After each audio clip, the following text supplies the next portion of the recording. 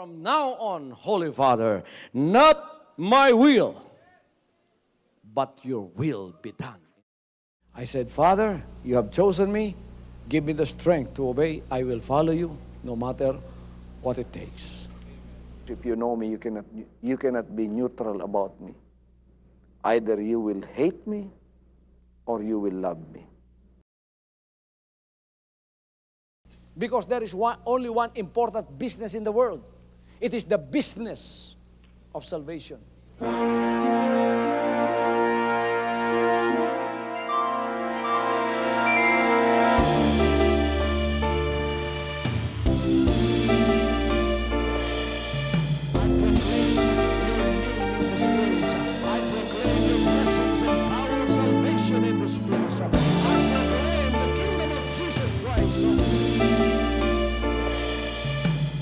As I am concerned, and as far as the work of God is concerned, we have reached the end.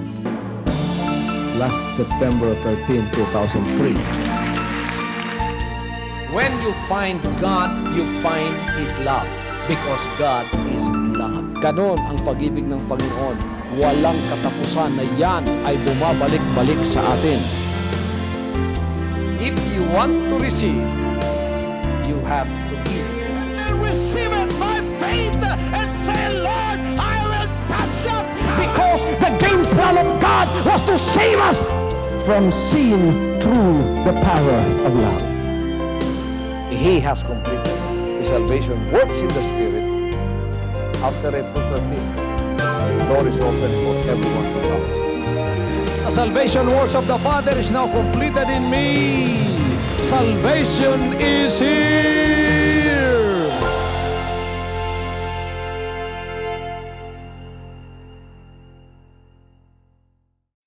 For God so loved the world that He gave His only begotten Son, that whosoever believeth in Him should not perish, but have everlasting life.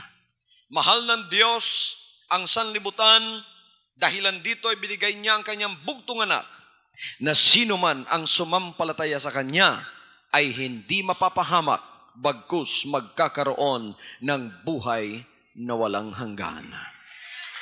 Pagpalain ng Diyos ang kanyang banal na salita, maari na po tayong makaupo. Tulad ng sinabi ko kanina, mga kapatid, walang kinikilingang tao ang Diyos at siya ang ating ipinangangaral sa mga sandaling ito. Sa Diyos, walang marunong at walang hindi marunong. Walang mayaman at walang dukha. Sa harap ng ating Panginoon, ang lahat ng tao ay pareho lamang. At ang nakikita niya ay walang iba kundi ang kanilang kaluluwa. Bakit nakikita ng Diyos ang kaluluwa ng tao? Alamin natin sa mga banal na kasulatan ng Diyos na sa pasimula pa ay ginawa ng Diyos ang tao sa pamamagitan ng kanyang sariling anyo. Ginawa niyang tayo ay maging katulad niya. Sinabi ng banal na kasulatan, we were created in God's image. Male and female, He created us in the image of Him, the Creator of God. And when He created us, He meant for us to dominate. He meant for us to have dominion of all things. Gusto ng Panginoon tayo ang sumakop ng lahat ng bagay. At bago niya naibigay ang kapangyarihang ito, mga kapatid, ay binigay muna sa atin ang kanyang anyo. Kaya pagka ikaw ay ginawang anak ng Diyos at kamukha ka niya, kaanyo mo siya, ang lahat ng privilege upang pumuri at upang magsamba sa Kanya ay naibigay sa taong tulad ng ginawa sa Kanyang anyo. You are exempted from worshiping God, from adoring Him, from giving Him praises, kung ikaw ay hindi niya kamukha, hindi kamukha ng anyo niya. Kung meron kang tatlong paa, kung meron kang isang mata nasa gitna ng iyong noo, kung meron kang isang paa, o kaya tatlong paa mo, o kaya isa lang ang tenga mo, ginawa kang parang kamukha ng isang isda, you are exempted from praising Him tonight. Pero kung ikaw ay may dalawang paa, katulad ko dito, isa kang taong ginawa sa anyo ng Diyos. Ikaw ay ginawa bilang anak niya. Kailangan, mga kapatid, ikaw ay kumilala sa Kanya na siya ang tagapagligtas ng iyong kaluluwa. The Bible says that in the beginning, God created everything.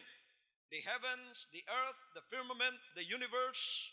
He created everything by means of the spoken word. He only spoke everything into existence. He said, let there be light, and there was light. He said, let there be firmament, and there was firmament. He said, let there be dry land, let there be seas. Everything that God spoke, it came into existence.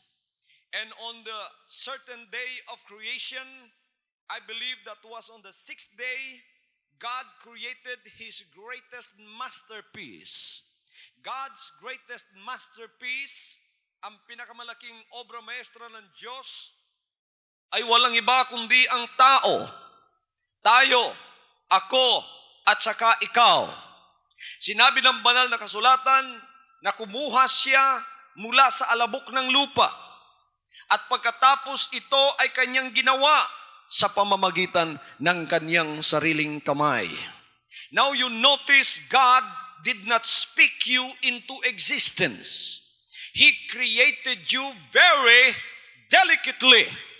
He created you personally with His own hands. Sa kanyang sariling kamay, ginawa ka ng Diyos. Kaya hindi haphazard ang pagkagawa mo. Hindi ginawa na parang taken for granted lamang. Talagang ginawa ka, inanyuan ka at pinorma ka ng Panginoon. Mula sa iyong ulo, sa iyong katawan, sa iyong kamay, sa iyong paa, pinatayukan niya, mga kapatid, mula sa alabok ng lupa. At pagkatapos ay ibinigay sa iyo ang kanyang anyo. Nung ikaw ay nakatayo na, wala ka pang buhay. The Bible said, when man was already formed from the dust of the earth, God came near to man that He formed by means of His own hands and breathed into man the breath of life. The Bible said, and man became a living soul. Ang tao ay naging kaluluwang buhay. Nagkaroon ng buhay ang lupang laman na ito na tinatangkilik natin sa ating mga buhay ngayon. Kaya pagkang kaluluwa mo ay umalis sa katawan mo, yung ginhawa ng Diyos sa iyo, yung buhay na yon, pagka umalis na sa iyo, ikaw ay pumanaw sa sanlibutan ito, itong ating katawan ay bumabalik sa lupa, sapagat ito ay galing sa lupa at ito ay babalik sa lupa. Ngunit nagkaroon lamang ng halaga ang lupang katawang ito nang ito ay hipa ng Diyos at nagkaroon ng buhay.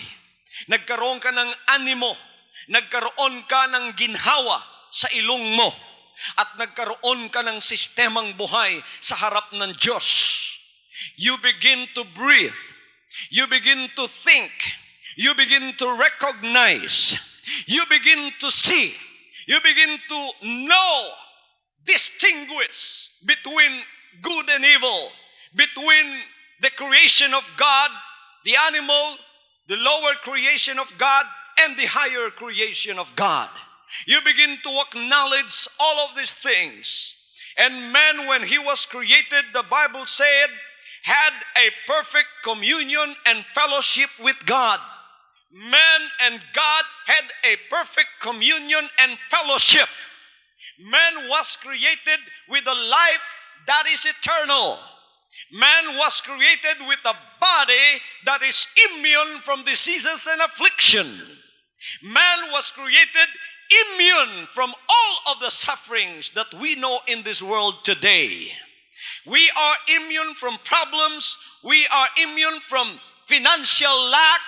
we are immune from anything that would make us suffer.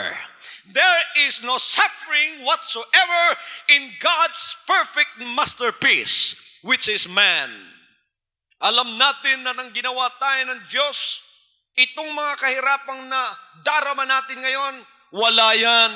Hindi natin nadadama noon yan sa pamamagitan ng ating unang magulang.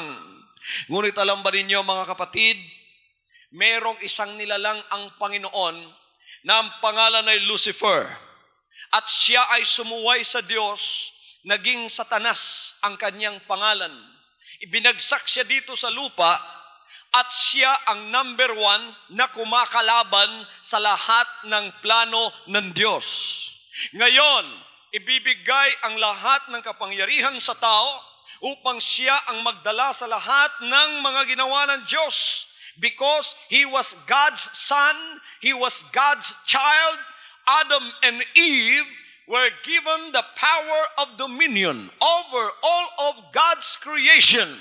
Things that you see and things that you don't see. Man was given the power to dominate, the power of dominion over all of God's creation. Biro ninyo mga kapatid, itong lahat ibinigay ng Diyos sa tao. May katawang walang sakit, may katawang hindi namamatay, mayroong relationship sa Diyos na kung ang tao ay makikiusap sa Diyos, maari niyang tawagin ang Diyos at ang Diyos ay sasagot sa kanya at sasabing, anak, ako ay naririto. Biro ninyo ang communion at fellowship na yan mga kapatid na ibinigay ng Diyos. You know, this is God's plan for man. This was the former original God's plan for man. He meant for you to live successfully. He meant for you when you were created to live a successful life. That's why in every human brain, God has given the instinct to succeed. He has not given you the instinct to fail, but the instinct to succeed in every endeavor, in every enterprise that you get yourself into. Ibinigay ng Diyos yan sa ating mga utak. Naririyang lahat yan. He gave us the instinct to survive any hardship that is thrown upon our path. Itong lahat ibinigay ng Diyos. Tingnan ninyo ang kanyang lower creation. Tingnan ninyo mga kapatid, ang lahat ng ginawa ng Diyos, binigyan niya ng instinct upang mabuhay at mabuhay na masagana. Hallelujah. Ngunit itong nilalang ng Diyos ay isang mapagselos na nilalang. Nilalang na sumuway sa Kanya at naging Satanas. Nakita niya ang plano ng Panginoon sa buhay ng Kanyang anak na ginawa na siya pala ang gagawing mayordomo, steward sa lahat ng ginawa ng Diyos at plus may relationship pa sa Kanya. And so Lucifer, who became Satan now, went into the serpent in the garden. And God, when He created man and woman and placed them in the garden, in the midst of the garden, He began to give them a commandment. He said, of all of the trees that are found in the midst of the garden, thou mayest freely eat. But of the fruit that is found in the midst of the garden, thou shalt not eat of that fruit. For in the day that thou shalt eat of that fruit, thou shalt surely die. Alam ninyo mga kapatid, yon ang utos sa kanila. Nilapitan ni Satanas ang serpiente, pumasok siya doon, ang serpiente ito'y umakyat doon sa ibabaw ng kahoy na ipinagbabawal ng Diyos. At habang lumalakad ang babae na asawa ni Adan, ay lumapit sa kanyang serpiente at sinabi ba ng Diyos na huwag kayong kakain sa bunga ng tanim na ito? Pagkatapos nagsinungaling na siya at sinabi, akala mo ba, sabi ng babae, sinabi ng Diyos na kahit humipo, ayaw niya sapagkat sa araw na daw yon na aaming hihipuin o kakainin, kami ay mga mamatay. The devil lied to the woman. The devil said, no, of a truth, you will not die, but you will become gods like Him. Ayon mga kapatid, ang sikreto ng demonyo upang mapabagsak niya ang tao, bigyan ng isang worldly ambition sa utak ng tao na siya ay maaaring mamuhay na sumusuway sa mga utos ng Diyos. And so God's commandment that was instilled in the woman's mind has now been snatched away by the devil by means of instilling into his mind the mind of the serpent of the devil, which is the mind of disobedience. He said, disobey God. He's lying to you. He's not telling you the truth. Nagsisinungaling ang Diyos sa inyo? Hindi kayo mamamatay, ngunit magiging Diyos kayong katulad niya.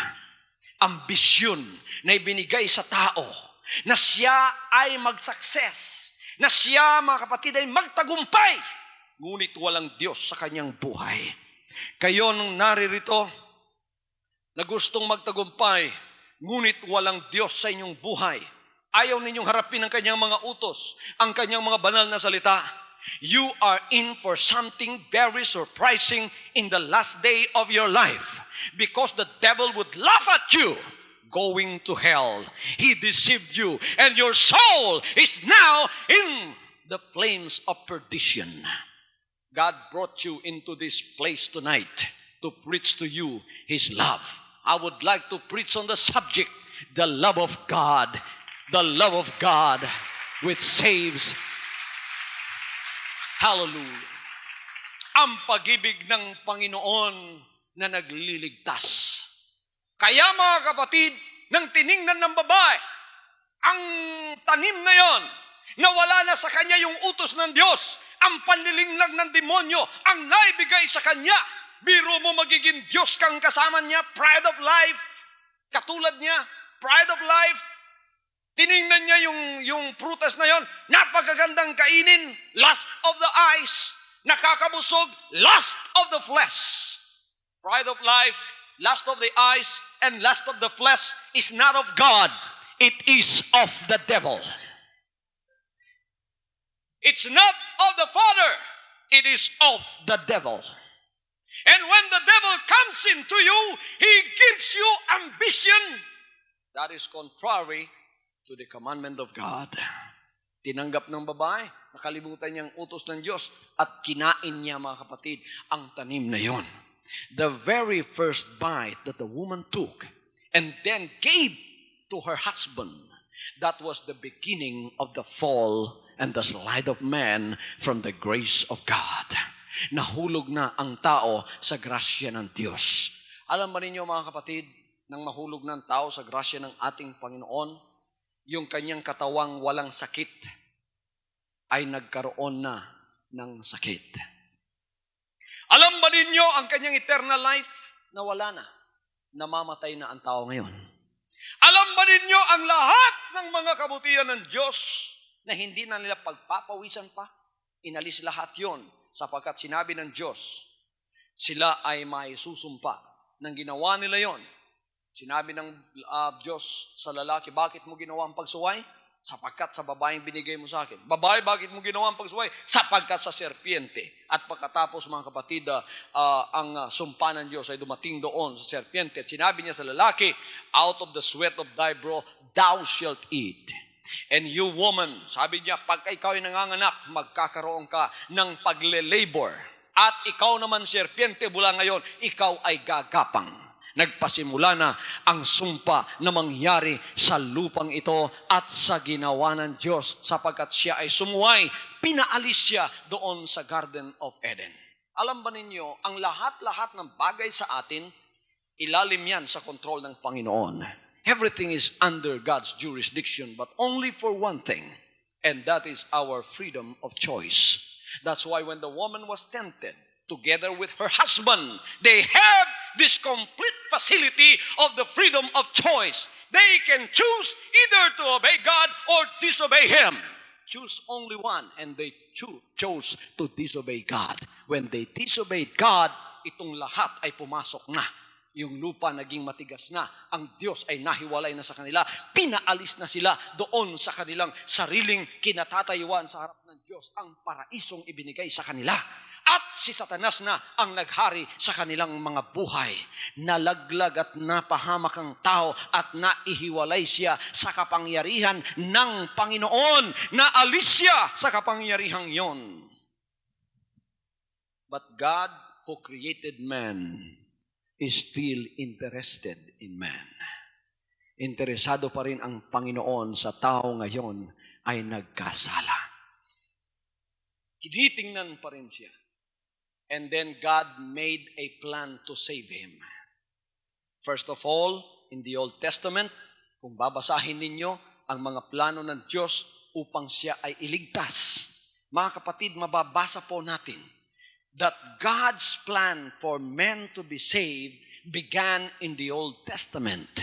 Sa panahon ni Noah ay ibinigay ang kapangyarihan upang iligtas ang tao. Sabi ng Panginoon, if there is anything that God hates, it is wickedness and sin. And in the time that man multiplied upon the face of the earth, the Bible said that this earth and the man on the face of the earth multiplied, and iniquities and unrighteousness multiplied with him. Napakarami na ng kasalanan at napakarami na ng mga bagay na hindi kalooban ng Diyos na ginagawa ng tao. Kaya nagalit ang Diyos at sinabi niya, itong lahing ito ay babagsak sa kahatulan. And Noah found grace in the sight of God. Sinabi niya, Noah, hahatulan ko ang buong sanlibutan, ngunit maliligtas ka lamang kung gagawa ka sa aking iniuutos sa iyo. Pinagawa siya ng arka at pagkatapos, to make the story short, nangyari na nga ang sinabi ng Diyos, namatay ang lahat ng nilalang, si Noah lamang at ang kanyang 8 pamilya ang nagkaroon ng kaligtasan. Now, to look at the judgment of God would make us quiver, would make us tremble, and would make us respect God in fear.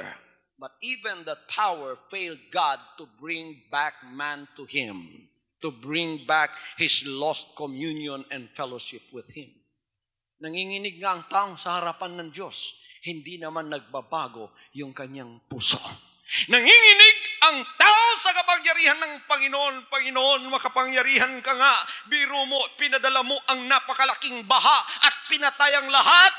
Ngunit nang ang tao ay dumami na naman sa pamamagitan ng 3 anak ni Noah, dumami na naman sila, ang kasamaan ng tao ay nananatili pa rin sa kanyang puso. Wala pa rin siyang pagbabago sa harap ng ating Panginoon.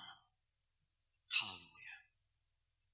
Dumating ang panahon, mga kapatid, ang plano ng Diyos ay nagpapatuloy. Nanginginig ang tao sa kapangyarihan niya, ngunit hindi pa rin siya nakabalik ng lubusan.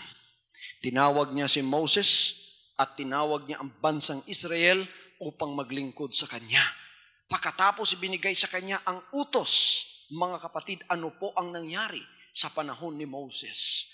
Nang ibinigay ang utos sa kanya, Moses, naririto ang 10 utos. Pabalikin mo ang tao sa akin sa pamamagitan ng mga utos na ito. And one time, God told all of the congregation of Israel to meet Him on top of Mount Sinai. Sabi niya, huwag lang lalapit sa bundok sapagkat ako'y makikipag-usap sa inyong lahat.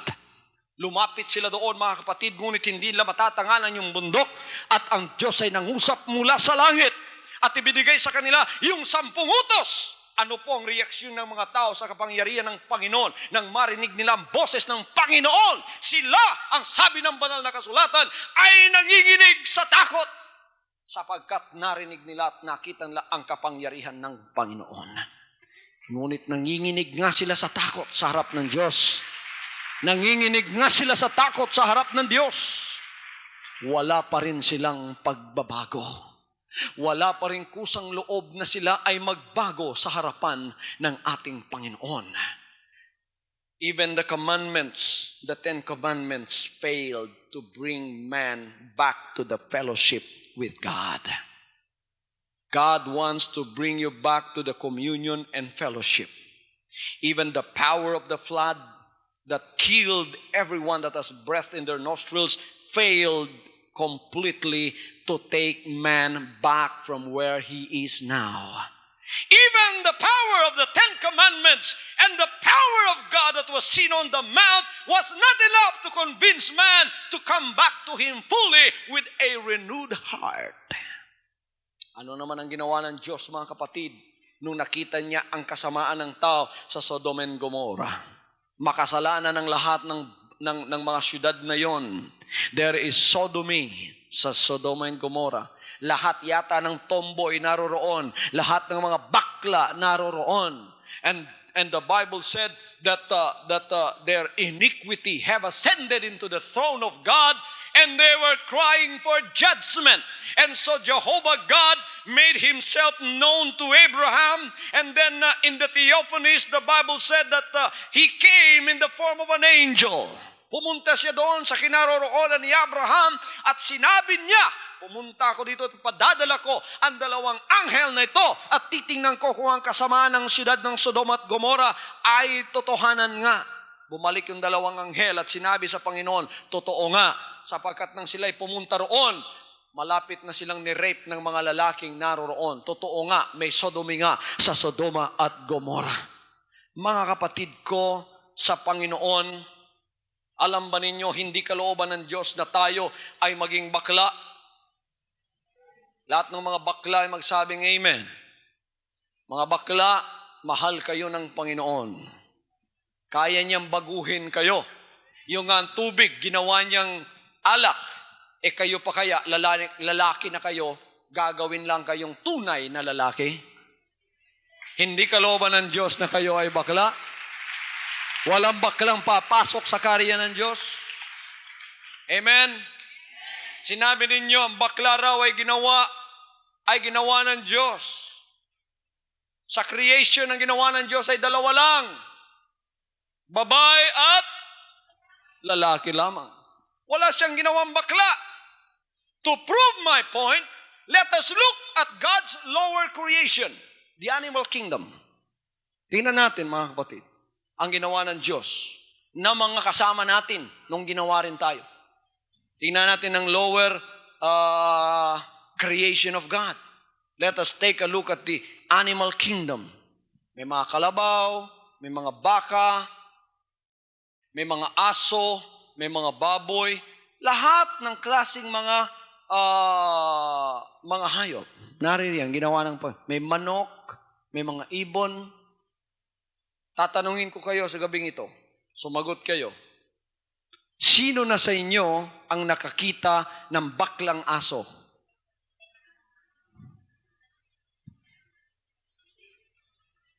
Meron na bang nakakita dito ng baklang aso na lumalakad, gumaganon-ganon, mga kapatid? At pagka tumatahol ay sinasabing, ow, ow, ow. Meron na ba? Sino na sa inyo ang nakakita ng baklang baka? There is no such a thing as a third sex. There are only two sexes, and that is male and female.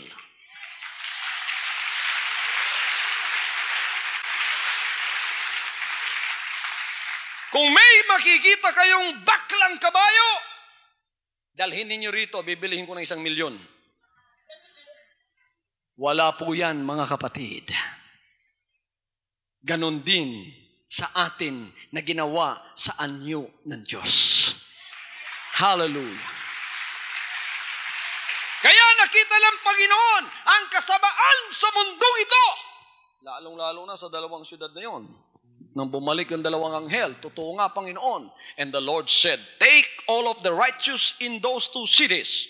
That is Mr. Lot, pamangkin ni Abraham, ang kanyang asawa at ang kanyang dalawang anak. Pinadala ang anghel at sinabi, take all of those four out of those two cities that are so wicked in the sight of God, because judgment is going to fall upon them. By dawn the next following morning, let them go to Mount Zoar, because that is where they are going to be saved. Pumunta sila doon, ginising si Mr. Lot, si Mrs. Lot, ang dalawa nilang anak, at sinabi, umalis na kayo sa dalawang bayan na ito, sapagkat nagalit ang Panginoon sa bayang ito, at ito'y susunugin at babagsak sa kahatulan ng Diyos. Mga kapatid, hindi pa sila halos nakaalis sa boundary ng dalawang syudad na yon. Sinabi ng angel, wala nang lilingon sapagkat iyan ay nasa katulanan ng Diyos. Ngunit si Mrs. Lot, dahil matagas ang ulo, lumingon siya. And the Bible said, she became a pillar of salt.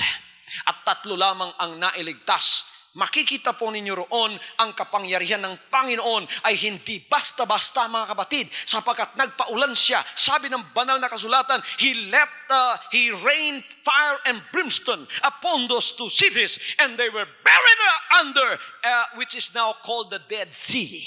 Nasa ilalim talaga, hindi na nakita sa mapa, sapagkat galit ang Diyos sa kasalanan, galit ang Diyos sa mga kasamaang ginagawa ng tao.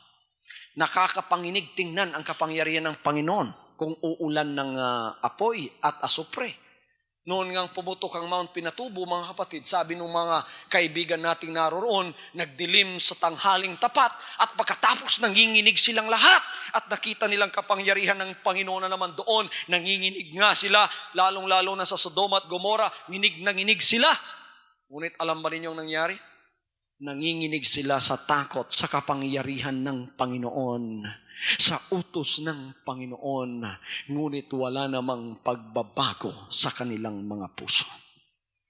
Even the fires and the brimstone that fell from heaven failed to completely salvage man from his own destructive ways. Na-fail pa rin ang Panginoon. Sapagkat pagkatapos ng experience na yon, nang dumami na naman ang mga tao sa pamamagitan ng progeny ni Lot, masama pa rin ang tao, gumagawa pa rin siya ng kasamaan. And so in God's mind, in God's plan, there was something that should be hatched and that should be given to them that would make them draw to Him by means of that power that would draw man volitionally and out of his own volition would come to God and say, I love you. I want to serve you. This is my decision. Hallelujah. Ang kapangyarihan ng Panginoon, ang baha, ang apoy, ang kanyang mga utos sa 10 Commandments, these all failed to draw man unto Him with a heart that is renewed and changed according to His will. Walang kapangyarihan pala, mga kapatid, na makapagbabago sa tao. Kahit kapangyarihan ng Diyos na tayo manginginig, kahit kapangyarihan na ang Diyos ay makagawa ng earthquake na magre-register 10 on the Richter scale, hindi pa rin makapagbabago sa tao. Kahit ulanin pa siya ng apoy, hindi pa rin makapagbabago sa tao. Kahit ibigay mo lahat ng utos, hindi pa rin magbabago ang tao. And so in God's mind and His plan of salvation, something is already cooking.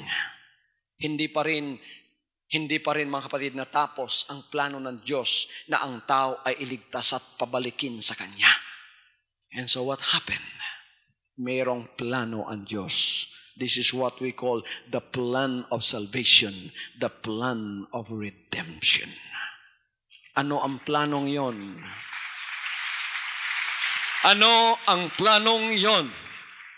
Na ang tao ay ililigtas hindi sa pamamagitan ng kapangyarihang manginginig ang mga tuhod niya, hindi sa pamamagitan ng kapangyarihan na ang nature ay magbabago, hindi sa pamamagitan ng kapangyarihang magpapaulan siya ng apoy, hindi sa pamamagitan ng kapangyarihang makakapagdala siya ng tubig na babahain ang buong mundo.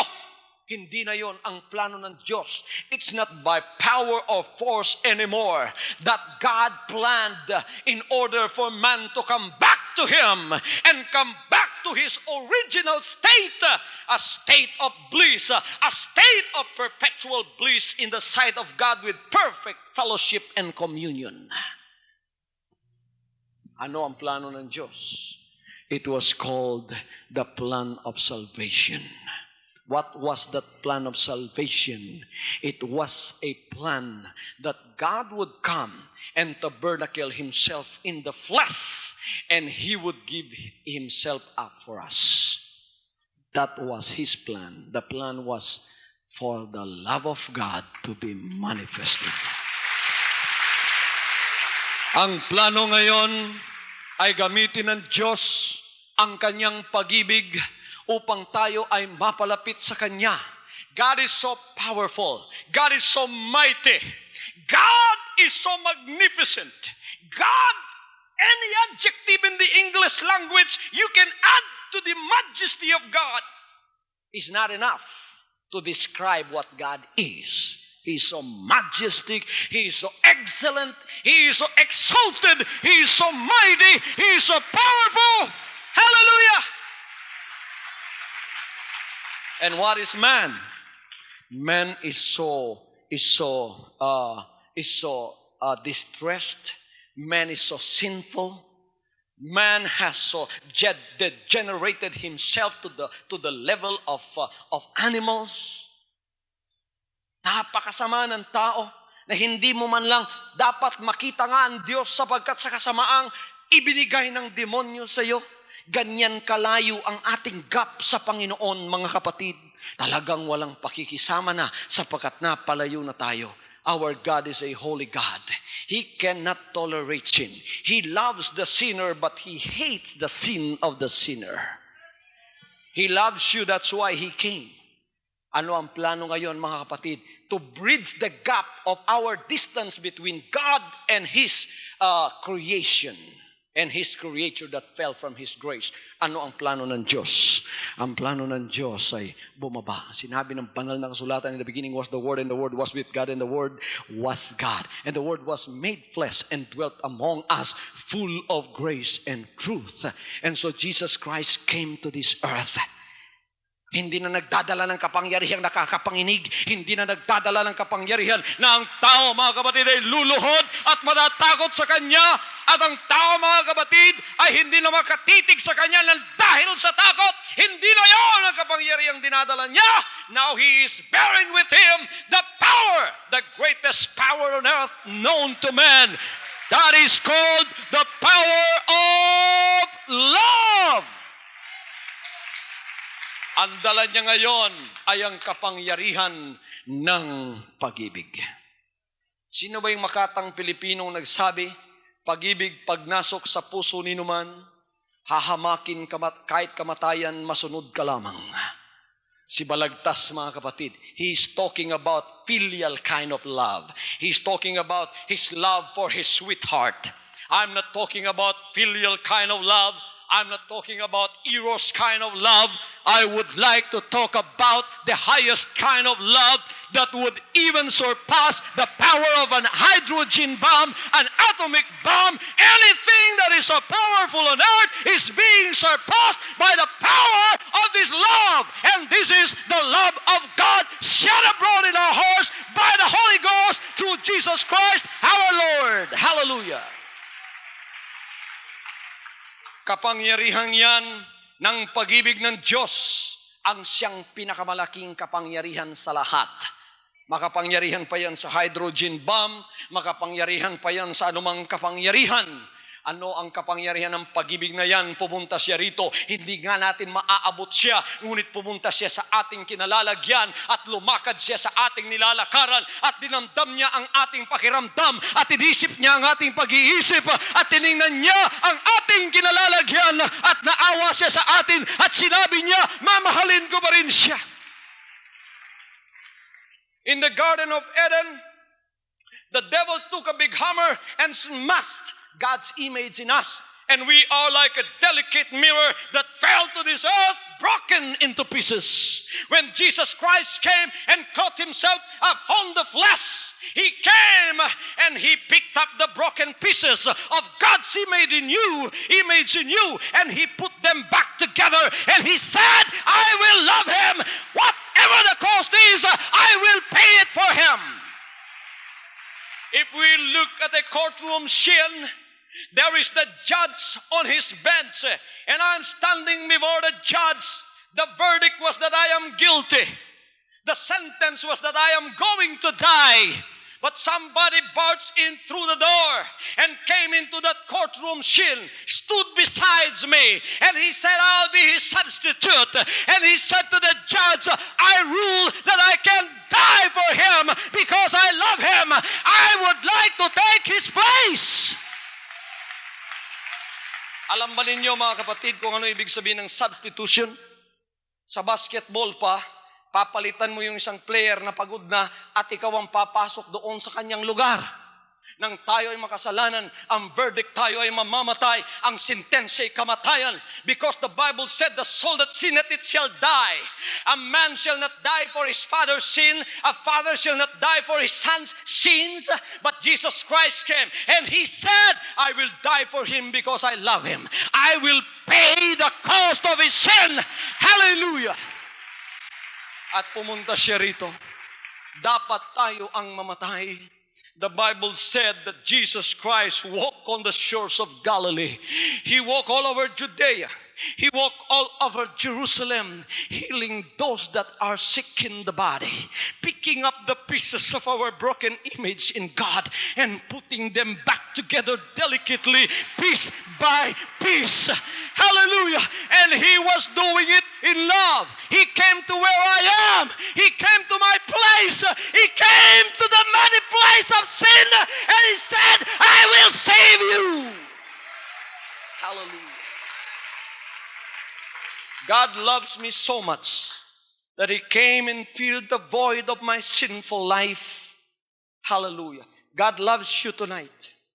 Lumalakad siya, sinabi ng banal na kasulatan, all over the shores of Galilee, Judea, Samaria, healing those that are sick in the body, cleansing those that have leprosy, letting the lame walk, the deaf hear, the dumb speak, and letting the cripple walk, raising the dead from the dead, and saying, peace be with you. Son and daughter, thy sins be forgiven thee. He came about doing that which is good. He was showing that He loved us. The Bible says God is love, and whosoever is born of God loveth, because God is love. Hallelujah. Hallelujah. And because of that love, He was accused. Because of that love, He was rejected. Isaiah chapter 53, there was no form that we should desire Him. He was ugly in the sight of man, rejected, dejected. He was not recognized by his society in his time. Instead, He was persecuted. He was rejected. He was thrown aside, and nobody knew about Him. But yet Jesus Christ in His heart said, I will still love him because this is the plan of God for him. I would like to draw him back by means of God's love. God's love means I am unlovable, but still God would love me. There is no reason for God to love me. I am filthy. I am in the muddy place of sin. I am in the miry clay of unrighteousness. I am now dwelling in the quagmire of unrighteousness. I am sinking deeper and deeper every day, and nobody loved me. But Jesus Christ came and said, son, daughter, my child, I will love you. Hallelujah. The Bible says in the Gospel of John, no love is greater than this, that a man will lay down his life for his friends. He called me a friend, although I was a sinner. He called me a friend, although I was in sin. God was still my friend. God was still my Savior. God was still my Creator. God was still there in my place. Hallelujah. He was persecuted because of me, to the extent that He was sent to that cruel cross, crucified between two thieves. When He was on Pilate's scourging post, He was tied up, His hands up, bare from the chest down, and He was whipped with a lash with 39 tails. And every beating that He received on His back, every whiplash plowed on His fleshly back, that says, I love you. The Bible says, by His stripes we are healed. They put a crown of thorns around Him, a crown so cruel that they had to pull it down in order to fit His brow. But Jesus Christ stood still, never said a word against his persecutor. Only love emoting from him. Only love empathizing for us. He was not only sympathizing for us, but he was empathizing for us. He took our place. He knew who we are, and he took our place. Hallelujah. Until he was sent on that cross.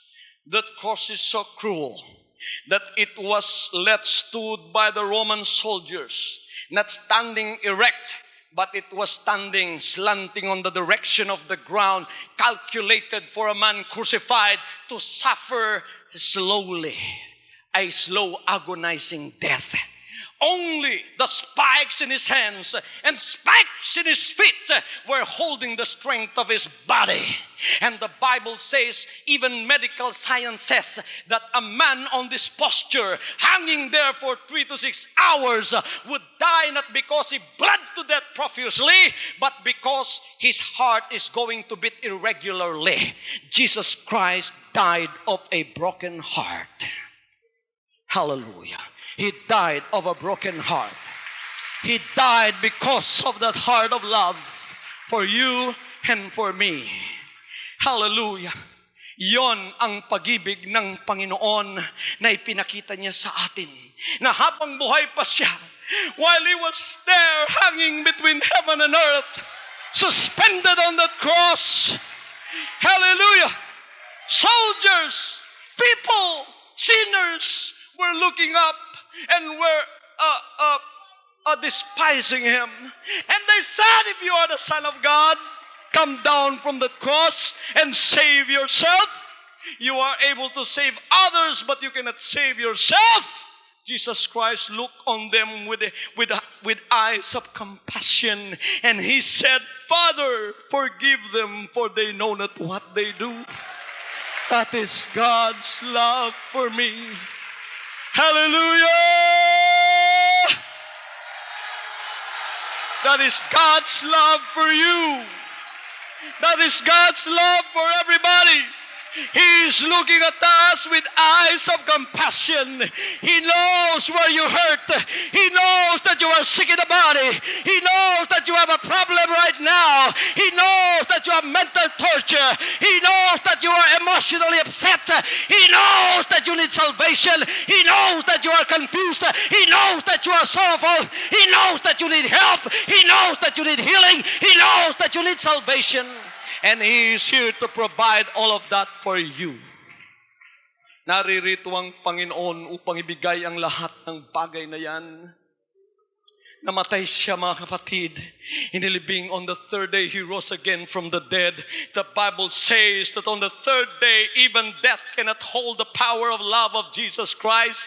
He rose from the grave. The Bible says He brought with Him the keys of death, hell, and the grave, and He will not die anymore. He said, anyone that follows me, though they will die, yet they shall live again. And they that follow it after me shall never taste of death. I am the resurrection, and I am the life. They that follow after me shall live forever. Hallelujah. Jesus Christ is the same yesterday, today, and forever. If He loved you before, He is going to love you utterly right now. Alam ng Panginoon ang dinaramdam ng puso mo, kapatid. Kaya pumunta siya rito at dinalang kapangyarihan ng pag-ibig. At nang dinalang kapangyarihan ng pag-ibig, namatay siya. Pagkatapos bumalik siya sa langit, mula noon ang mga tao ay lumalapit na sa Kanya. Hindi nanginginig sa takot dahil sa Kanyang kapangyarihan. Ngunit sila ay lumalapit dahil sa pag-ibig sa kanilang puso. Hallelujah! You are not here tonight because somebody forced you to come to this cathedral.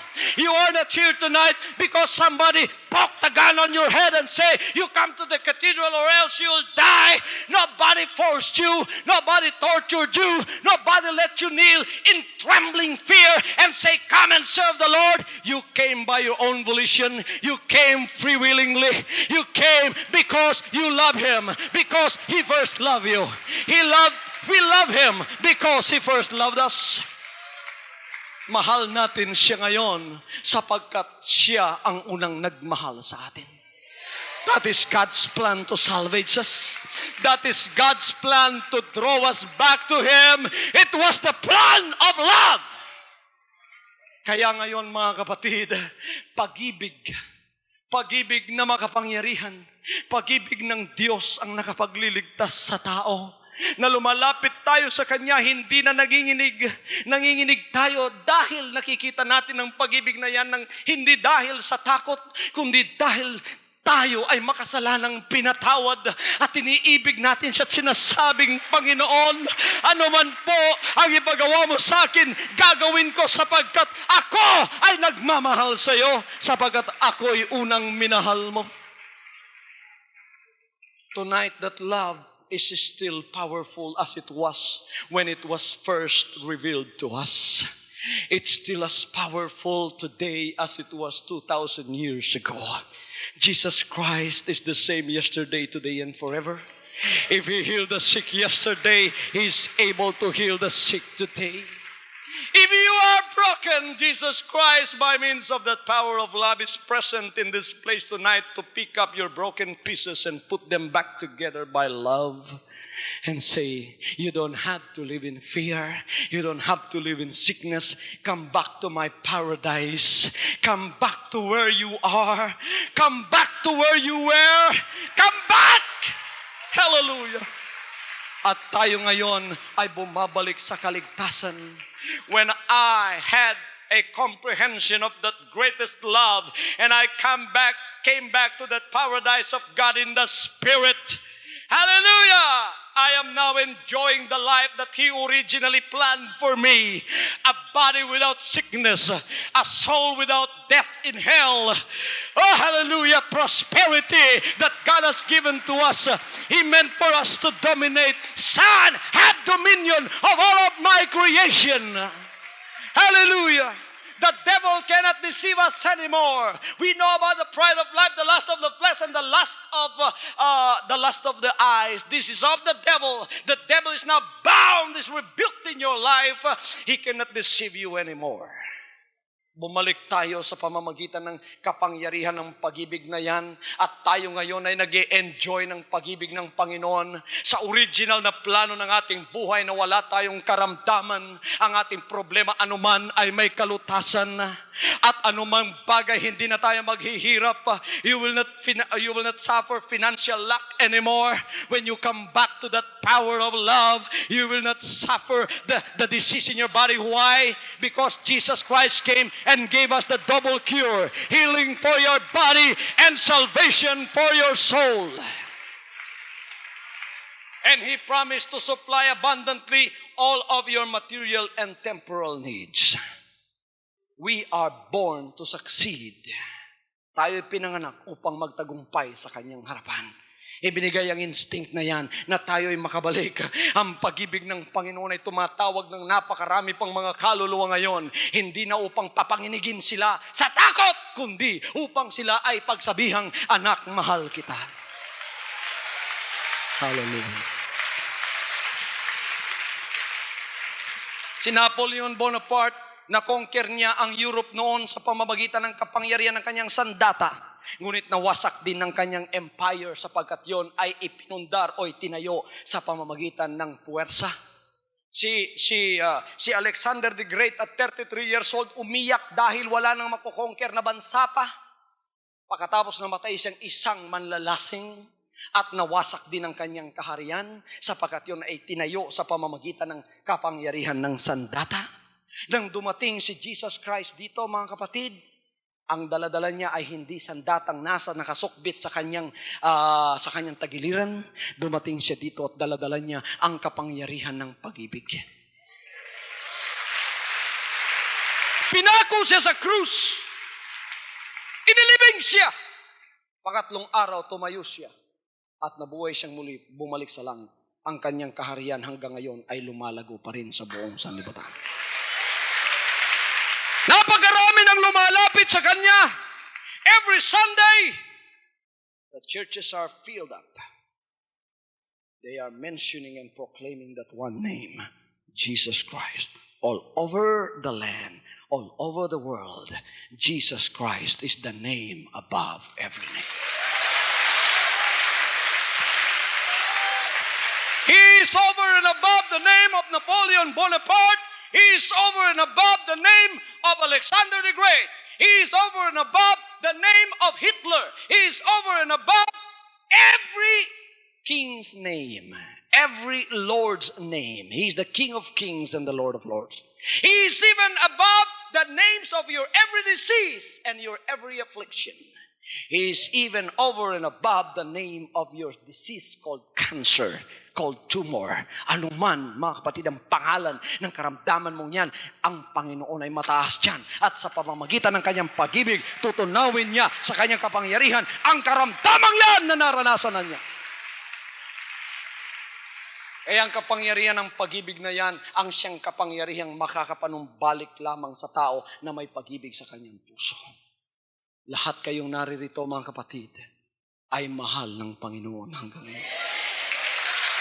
For God so loved the world that He gave His only begotten Son, that whosoever believeth in Him shall not perish, but have everlasting life. Gusto ng Panginoon sa pamamagitan ng kapangyarihan ng pag-ibig na yan, isauling muli sa inyo ang buhay na walang hanggan. Ang katawang walang karamdaman. Ang problemang may solusyong lahat. Kung ano man ang karamdaman mo sa sandaling ito, spirito, katawan, nariritong Panginoon at tanda niyang isauli ang lahat ng nawalay sa iyo sa mga sandaling ito. In Jesus' name. Hallelujah. Hallelujah. Everybody says, praise the Lord. Sino rito may pangangailangan? Ang kapangyarihan ng pag-ibig upang pabalikin kayo sa katawang walang sakit. Pabalikin kayo sa buhay na walang hanggan. Pabalikin kayo, mga kapatid, sa kasaganaan ng Panginoon. Then fellowship and communion with Him. Sinong nanalangin kagabi at tinugon siya ng Panginoon? Sino nakakadama sa presensya ng Panginoon sa mga sandaling ito? Hallelujah. We have perfect communion and fellowship with God right now. And the power of love is within our midst. Panginoon, mahal kita. Sabi din naman ng Panginoon sa atin, anak, mahal din kita. From now on, Holy Father, not my will, but your will be done. I said, Father, you have chosen me. Give me the strength to obey. I will follow you no matter what it takes. If you know me, you cannot be neutral about me. Either you will hate me or you will love me. Because there is only one important business in the world. It is the business of salvation.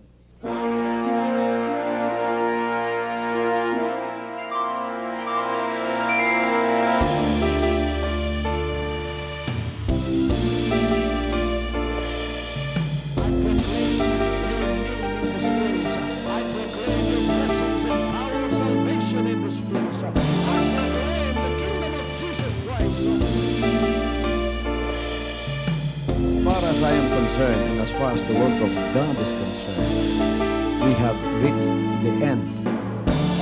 Last September 13, 2003. When you find God, you find His love. Because God is love. Ganon ang pag-ibig ng Panginoon. Walang katapusan na yan ay bumabalik-balik sa atin. If you want to receive, you have to give. Receive it by faith and say, Lord, I will touch up.